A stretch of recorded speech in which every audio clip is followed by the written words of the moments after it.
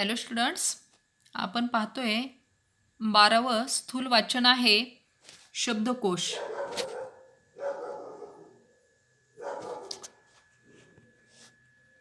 तर पाठाचा थोडक्यात जर परिचय आपण पाहिला की शब्दकोश म्हणजे काय, तर शब्दांचे भांडार म्हणजे नवीन शब्द आणि त्यांचे अर्थ आपल्याला शब्दकोशामध्ये पाहायला मिळतात. तर शब्दकोश पाहायला शिकणं आणि शब्दसंपत्ती म्हणजे शब्दसाठा वाढवणं या उद्देशानं शब्दकोशाची ओळख करून देणारा हा पाठ आहे. शब्दकोश पाहणे व ज्ञान मिळवणे ही आनंददायी असते, ही शिकवण या पाठातून आपल्याला मिळत आहे. तर पाठाला आपण सुरुवात करत आहोत की शाळेच्या मधल्या सुट्टीमध्ये नेहा व सायली या दोन मैत्रिणीमधील या ठिकाणी संवाद दिलेला आहे.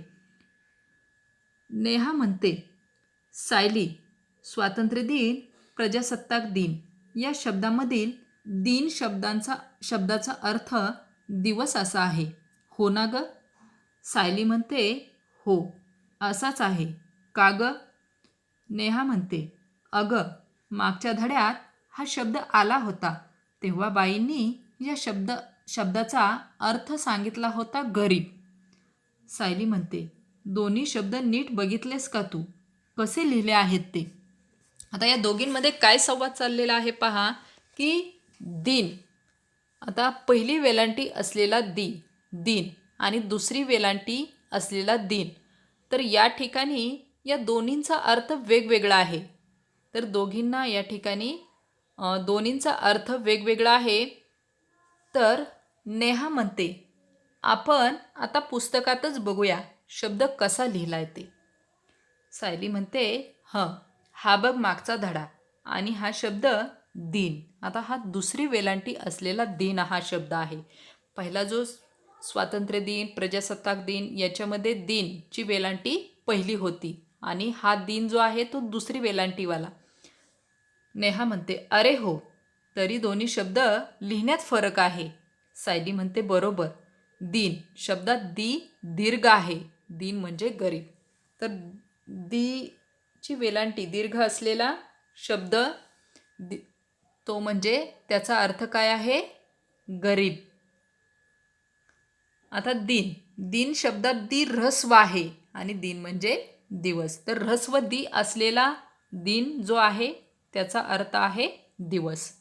नेहा म्हणते, शब्दाची किती गंमत आहे ना, अक्षरात वरवर साम्य आहे पण लेखनातल्या फरकामुळे अर्थात केवढा फरक. आता नेहा म्हणते की शब्दामध्ये किती गमती आहेत बघ, की अक्षर ही वरवरती आपल्याला सारखी दिसतात पण लेखनामध्ये फरक असतो आणि त्या फरकामुळेच त्याला वेगळा अर्थ प्राप्त होत असतो. सायली म्हणते, आपण दोघीजणी असे नवीन शब्द आणि त्याचे विविध अर्थ रोज समजून घेऊया. नेहा म्हणते, अगं पण कसे? आपल्याला सारखे आपल्या बाईंकडे जावे लागेल अर्थ विचारायला. तर या दोघींचं आता ठरलेलं आहे की असे नवीन शब्द की ज्यांचा उच्चार सारखा असेल परंतु अर्थ त्याचा वेगळा होईल. तर या ठिकाणी हे शब्द आपण दररोज समजून घेऊया, परंतु दोघींना सुद्धा अडचण आहे की हे शब्द विचारण्यासाठी दररोज बाईंकडं म्हणजे शिक्षिकेकडं जावं लागेल. सायली, अगं नाही, मला माहीत आहे त्यांची गंमत. शब्दांचे अर्थ आपले आपण कसे शोधायचे ते मी तुला दाखवते. सायली आणि नेहा यांच्याप्रमाणेच शब्दांचे अर्थ शोधण्याचा आनंद तुम्हीही घ्यायला हवा आहे. त्यासाठी तुम्ही या पाठातून शब्दकोश म्हणजे काय, त्याची रचना, तो कसा पाहावा याबाबत माहीत करून घेणार आहात. तर या ठिकाणी सायली म्हणते की मला माहीत आहे की शब्दांचे अर्थ आपले आपण कसे शोधायचे हे मी तुला दाखवते. आता सायली आणि नेहा काय पाहणार आहेत पहा, शब्दकोश पाहणार आहेत. तर हा शब्दकोश म्हणजे काय, त्याची रचना कशी असते, तो कसा पाहावा याबाबत या पाठामध्ये माहिती दिलेली आहे आणि ती माहिती आपण आता पाहणार आहोत. तर माहिती पहा. मुलांनो, ज्या एका अक्षराने किंवा अक्षर समूहाने एखादी वस्तू, विचार, कल्पना, भाव, गुण किंवा क्रिया इत्यादींचा अर्थ व्यक्त केला जातो त्या अक्षरास किंवा अक्षर समूहास शब्द असे म्हणतात. तर काय म्हणतात की एखादा अक्षर असेल किंवा अक्षरांचा समूह असेल तर त्यानं काय होतं की वस्तू, विचार, कल्पना, भाव, गुण, क्रिया इत्यादींचा अर्थ व्यक्त केला जातो आणि त्याच अक्षरास किंवा अक्षर समूहास काय म्हणतात? शब्द म्हणतात. कोश म्हणजे संग्रह, तर शब्दकोश म्हणजे शब्दसंग्रह. शब्दकोश म्हणजे शब्दसंग्रह हा झाला शब्दकोश शब्दाचा वाच्यार्थ. पण विकसित भाषात शब्दसंग्रह आणि शब्दकोश यांच्या स्वरूपात थोडा फरक असतो. शब्दकोश आणि शब्दसंग्रह याच्यामध्ये थोडा फरक आहे. काय फरक आहे पहा. एखाद्या भाषेच्या विशिष्ट क्षेत्रातील मर्यादित शब्दांच्या संग्रहाला शब्दसंग्रह असे म्हणतात. तर एखाद्या भाषेच्या विशिष्ट क्षेत्रातील मर्यादित शब्दांच्या संग्रहाला शब्दसंग्रह असे म्हणतात. तर त्या भाषेतील बहुतेक सर्व शब्दांचा संग्रह विशिष्ट रचना पद्धतीचा अवलंब करून दिला असल्यास त्याला शब्दकोश असे म्हणतात. आता मर्यादित शब्दांचा संग्रह जो असतो तो शब्दसंग्रह आणि त्या भाषेतील बहुतेक सर्व शब्दांचा संग्रह विशिष्ट रचना पद्धती वापरून म्हणजे आ, ई अशा प्रकारे विशिष्ट रचना पद्धती वापरून दिला असल्यास त्यास काय म्हणतात? शब्दकोश म्हणतात. कोशात समाविष्ट केलेल्या शब्दांची रचना पद्धतशीरपणे केलेली असते. संग्रहित केलेल्या शब्दांचा क्रम कोणत्या पद्धतीने लावला आहे ते कळले तर कोणताही शब्द कोठे सहजपणे सापडेल हे नक्की कळते. तर आपण या ठिकाणी पाहिलं तर शब्दकोश कसा असतो की त्याची रचना अतिशय पद्धतशीरपणे केलेली असते आणि शब्दांचा क्रम कशा पद्धतीने लावला आहे हे जर आपल्या लक्षात आलं तर आपल्याला कोणताही शब्द अगदी सहजरित्या त्या ठिकाणी शोधता येतो. अलीकडे सर्व भाषातील कोशातील शब्दांची योजना त्या भाषेच्या व्यवहारासाठी वापरल्या जाणाऱ्या लिपीतील वर्णांच्या क्रमाने केली जाते. तर लिपीतील वर्णांचा जो क्रम असतो, शब्दांचा जो क्रम असतो, वर्णांचा क्रम जो असतो त्याप्रमाणे त्या भाषेची त्या ठिकाणी कोशातील शब्द पद्धतशीरपणे त्या ठिकाणी त्यांचा क्रम असतो. अशी योजना करताना शब्दांचे आद्य अक्षर किंवा वर्ण विचारात घेतलेला असतो. शब्दांचं पहिलं अक्षर किंवा वर्ण त्या ठिकाणी विचारात घेतलेला असतो. या पद्धतीमुळे कोशात शब्द कोठे सापडेल हे चटकन ठरवता येते आणि त्यामुळे आपल्याला तो शब्द पटकन सापडतो. आता या शब्दकोशाची उद्दिष्टे काय आहेत? तर पहिलं उद्दिष्ट काय आहे? प्रत्येक शब्दाला विशिष्ट अर्थ असतो हे कळणे. म्हणजे कोणत्याही शब्दाला एक विशिष्ट अर्थ असतो हे कळणे हे शब्दकोशाचं पहिलं उद्दिष्ट आहे. दुसरं उद्दिष्ट आहे शब्दाचा योग्य अर्थ माहीत करून घेण्याची सवय लागणे. म्हणजे आपल्याला त्या शब्दाचा योग्य अर्थ काय आहे हे माहीत करून घेण्याची सवय लागणे. शब्दांच्या अर्थाच्या छटा समजणे. चौथा आहे शब्दकोश ही संकल्पना समजणे. शब्दकोश ही संकल्पना काय आहे ते समजणे. शब्दकोशाची गरज काय आहे आणि त्याचं महत्त्व काय आहे हे लक्षात येणे आणि शब्दकोश हाताळता येणे. ही 6 उद्दिष्टे आहेत शब्दकोशाची. या ठिकाणी ही 6 उद्दिष्टे सांगितलेली आहेत.